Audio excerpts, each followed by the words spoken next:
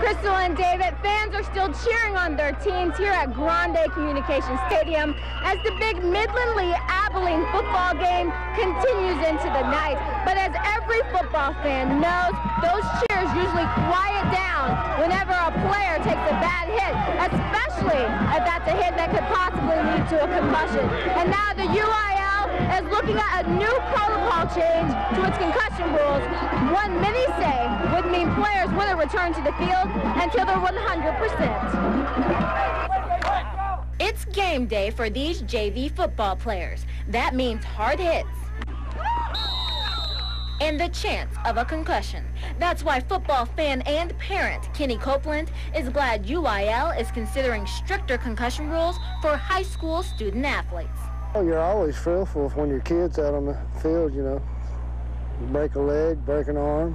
He broke his wrist. He separated his shoulder, you know. That's football. Midland High athletic trainer Hondo Schneider is part of the medical advisory committee pushing for the changes. We're looking out for someone else's kids, and we are trying step by step to do the right thing on a yearly basis.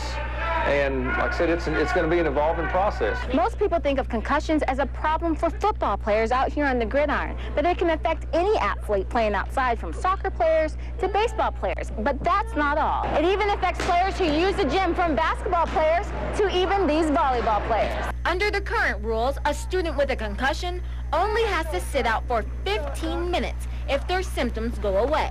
But if the proposed protocol is approved, they'll stay on the bench for the rest of the game.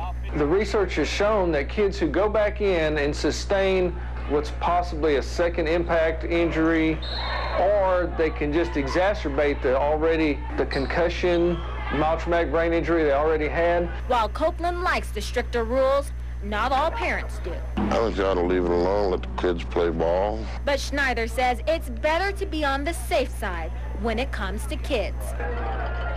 The UIL is set to review these proposed changes this Sunday, and they'll make a decision on whether to implement them later on in the week. Now, to see the full view of all the proposed changes, you can visit our website, newswest9.com. Live in Midland, Sierra Putman, News West 9.